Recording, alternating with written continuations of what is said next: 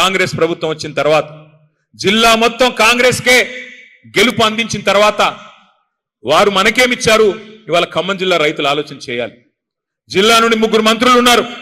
ఉప ముఖ్యమంత్రి గారు, వ్యవసాయ మంత్రి గారు, రెవెన్యూ మంత్రి గారు పవర్ఫుల్ పోర్ట్ఫోలియోలో ఉన్నారు. పవర్ అంతా ఖమ్మం జిల్లాలోనే ఉందట. కానీ మరి ఖమ్మం జిల్లా ప్రజలకు ఏం ఒరిగింది, ఖమ్మం జిల్లా రైతులకు ఏం జరిగింది? దయచేసి మీరు ఆలోచించమని చెప్పి నేను ప్రార్థిస్తా ఉన్నా. రుణమాఫీ అన్నారు, 2 లక్షల వరకు రుణం మాఫీ చేస్తామన్నారు. 2 లక్షలు ఎన్ని డైలాగులు కొట్టారు?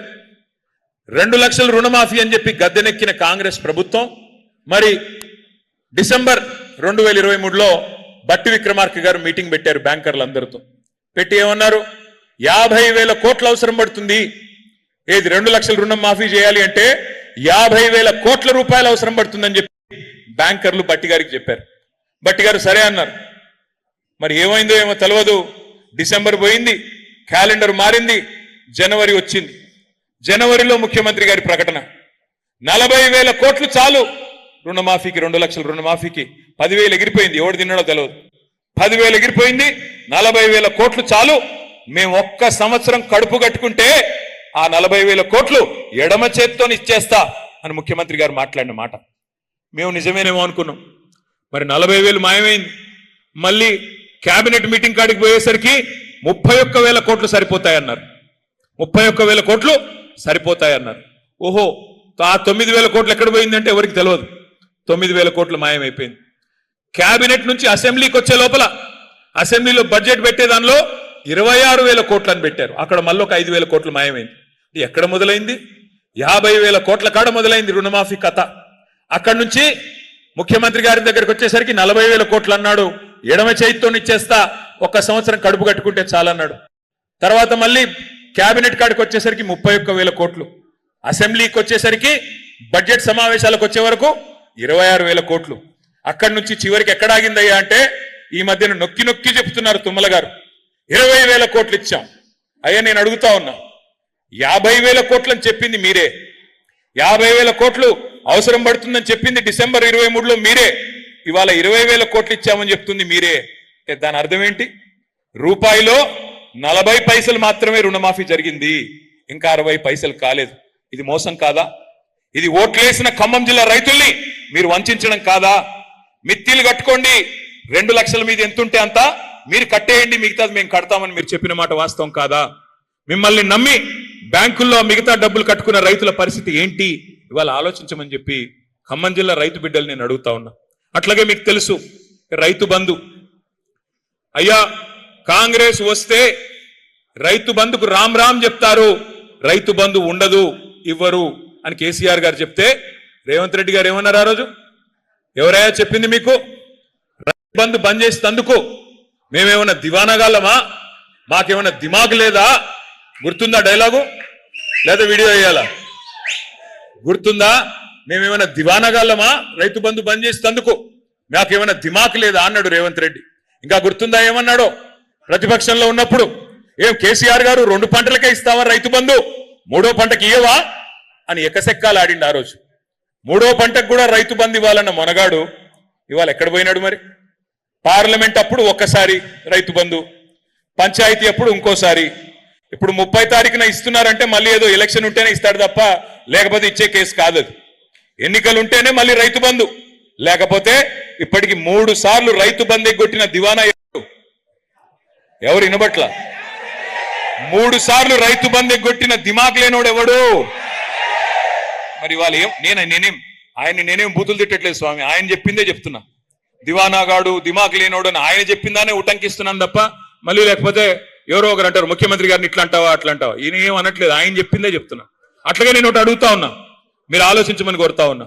రుణమాఫీ మోసం, రైతు బంధు మోసం, బోనస్ అన్నారు. ప్రతి పంటకి బోనస్, వడ్లకి బోనస్, మక్కలకి బోనస్ 500, పత్తులకి బోనస్ 500, జొన్నలకి, కందులకి, శనగలకి, మిర్చికి అభయహస్తం మేనిఫెస్టోలో ఒక పేజీ పెట్టారు. ఇదిగో 2,700 ఇంత, 500 కూడితే 3,200 మొత్తం ఇచ్చేస్తాం అని చెప్పి బోనస్ అని చెప్పి ఇవాళ వస్తుందా బోనస్? మొదలేమో వడ్లన్నిటికీ అన్నారు, తర్వాత లేదు సన్నాలు మాత్రమే అన్నారు. మొన్నటిదాకా 40 రకాల సన్నాలు అన్నారు, ఇప్పుడేమంటున్నారు? 7 రకాలకు మాత్రమే నేను చెప్తా ఉన్నా. ఇలా గుర్తుపెట్టుకోండి, ఆ 7 కూడా రాబోయే రోజుల్లో ఉండదు. అది కూడా మాయం. ఎక్కడ మొదలైంది, ఎక్కడి దాకా వచ్చింది, ఇందులో మోసం ఏందో ఆలోచించుకోమని చెప్పి కోరుతా ఉన్నా. అట్లాగే ఇంకోటి చెప్పినారు, కొనుగోళ్లు అద్భుతంగా చేస్తామన్నారు. కొనుగోళ్లు కొంటున్నారా? ధాన్యం కొనే పరిస్థితి ఉందా? ఇవాళ ధాన్యం తీసుకొచ్చి 30 రోజులు, 40 రోజులు, 60 రోజులు అక్కడ అవస్థలు పడుతుంటే కూడా కనీసం సంచులు ఇచ్చే దిక్కు లేదు, గన్ని బ్యాగ్స్ ఇచ్చే దిక్కు లేదు. అక్కడ సంచులు ఇస్తున్నారా? సంచులు దొరుకుతున్నాయా? లేవు. ఎక్కడ పోయినాయి సంచులన్నీ? ఢిల్లీకి పోతున్నాయి, మూటలు మూటలు పోతున్నాయి ఢిల్లీకి. రాష్ట్రంలో రైతు బంధు లేదు, కానీ ఢిల్లీలో రాహుల్ బంధు మాత్రం బాగా జరుగుతున్నది. 72,000 కోట్లు ఇక్కడ కేసీఆర్ గారు రైతులకు ఇస్తే, 72,000 కోట్లు కేసీఆర్ గారు ఇస్తే 72 సార్లు ఢిల్లీకి పోయిన ముఖ్యమంత్రి గారు నిధులు తెచ్చింది లేదు, నిధులు ఇచ్చింది మాత్రం చాలా ఉంది. కప్పం కట్టాలి, సామంతరాజు కదా, ఢిల్లీ వాళ్ళకి గులాం కదా, సామంతుడు కదా. మరి సామంతుడు కాబట్టి అక్కడ కప్పం కట్టకపోతే ఉంటుందా? పోస్టు ఊడిపోతుంది. అందుకే నెల నెల పోవాలి, కప్పం కట్టుకోవాలి, రెన్యువల్ చేయించుకోవాలి, రావాలి. రెగ్యులర్ సీఎం కాదా ఆయన, రెన్యువల్ సీఎం. రెన్యువల్ చేయించుకుంటేనే ఆ పదవి ఉంటుంది తప్ప లేకపోతే ఉండదు. ఇది వాస్తవం. అందుకే నేను అనేది, ఇవాళ రైతులు అడుగుతా ఉన్నారు ఎక్కడ పోయిందంతా అని. సీతారామ విషయానికి వస్తే 2024 15 ఆగస్టు నాడు తుమ్మల గారు మంత్రులందరూ పోయి నెత్తిన నీళ్లు చల్లుకున్నారు. కేసీఆర్ గారు మొత్తం బ్రహ్మాండంగా మొత్తం పని పూర్తి చేస్తే వీళ్ళు వచ్చి నెత్తిన నీళ్లు చల్లుకున్నారు. సాధించింది ఏముంది, చేసింది ఏముంది నేను అడుగుతా ఉన్నా. ఒకటి మాత్రం పక్క, వీళ్ళ వల్ల సీతారామ కాదు, మళ్ళీ కేసీఆర్ గారు వచ్చి దాన్ని ప్రారంభిస్తారు. తప్పకుండా ఖమ్మం జిల్లాలో కేసీఆర్ గారే మళ్ళీ తరిగి మీకు నీళ్లు ఇచ్చే బాధ్యత తీసుకుంటారనే మాట కూడా నేను విజ్ఞప్తి చేస్తా ఉన్నా. ఈ వర్గం ఆ వర్గం అని కాదు, మోసపోని ఏ వర్గము లేదు కాంగ్రెస్ చేతుల్లో. నేను ఇక్కడికి వస్తా ఉన్నా, మధ్యలో వీరన్న అంబేద్కర్ గారికి దండయ్యన్న అంటే అక్కడికి పోతే అక్కడ ఒక 10 మంది విద్యార్థులు వచ్చారు. అన్నా ఫీజు రీయింబర్స్మెంట్ రావట్లేదన్నా, అన్నా ఫీజు రీయింబర్స్మెంట్ రావట్లేదన్నా. ఒక్కసారి గుర్తు తెచ్చుకోండి వాళ్ళ మాటలు. ఏం మాటలు చెప్పారు విద్యార్థులకి? 10వ తరగతి పాస్ అయితే 10,000, 12వ తరగతి పాస్ అయితే 25,000, డిగ్రీ పాస్ అయితే 1,00,000, పోస్ట్ గ్రాడ్యుయేషన్ పూర్తి చేస్తే 5 లక్షలు. గుర్తుందా? ఎస్సీ ఎస్టీ విద్యార్థులందరికీ 10వ తరగతి పాస్ అయితే 10,000, 12వ తరగతి పాస్ అయితే 25,000. నోటికొచ్చిన బొంకుడు ఇష్టం వచ్చిన మాటలు చెప్పారు.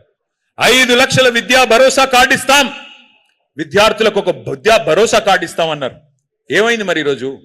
10,000 కోట్ల ఫీజు రీయింబర్స్మెంట్ బకాయిలు ఇవాళ పేరెంట్సే చెల్లించాలి, తల్లిదండ్రులే చెల్లించాలి, ప్రభుత్వం చెల్లించకపోయినా బాధ్యత మీదే అనే పరిస్థితి ఇవాళ వచ్చింది. అంటే నష్టపోయింది ఎవరు?